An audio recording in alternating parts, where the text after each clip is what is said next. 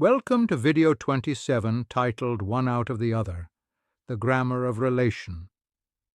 This video is part of the Genesis 2 Paul Foundation series, where we clarify the deeper relational grammar Paul assumes. In the last video, we established something crucial. Origin is not authority.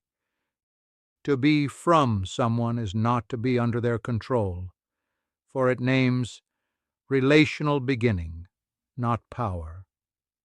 Now we can name the deeper grammar that runs through Genesis, Paul, and ultimately Christian theology itself.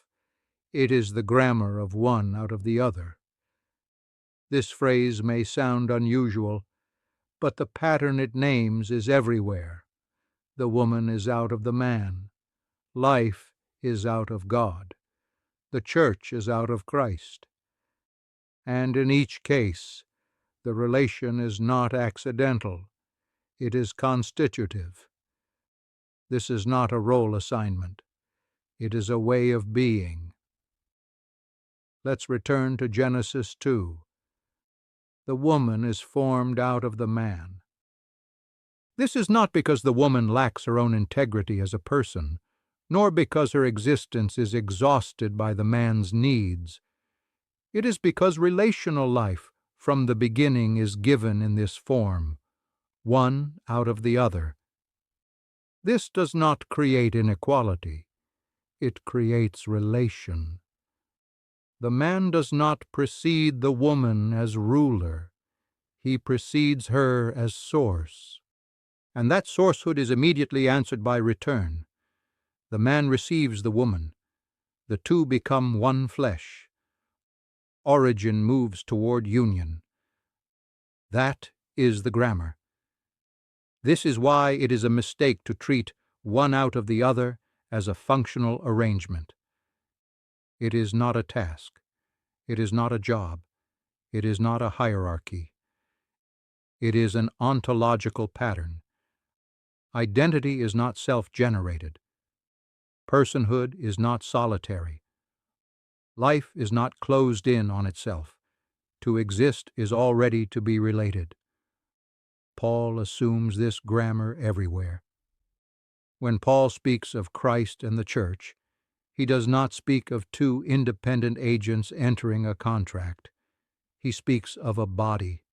He speaks of head and members. He speaks of nourishment, growth, and mutual belonging. The church is not alongside Christ. It is from Christ.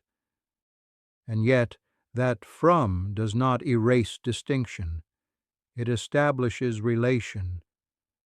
The church is genuinely other and genuinely bound. This is why Paul cannot think in terms of flat sameness. Sameness would destroy relation. If nothing is from another, nothing is received. If nothing is received, nothing is given. And if nothing is given, life collapses into self-reference. One out of the other preserves both difference and unity. Difference without rivalry. Unity without absorption. This grammar also explains why Paul resists both domination and erasure. Domination corrupts origin by turning it into control. Erasure corrupts relation by denying origin altogether. Paul refuses both moves. He does not flatten, and he does not rank. He orders relational life.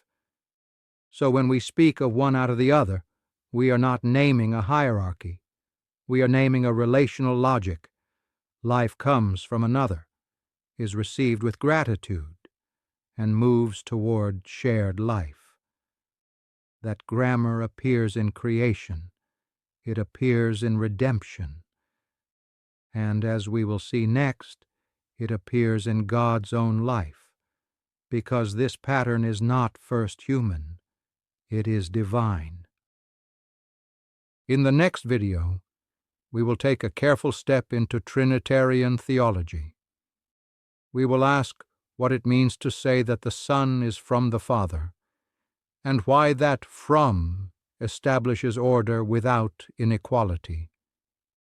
That step must be taken slowly, and it must be taken carefully, but without it the foundations remain incomplete. Thank you for watching.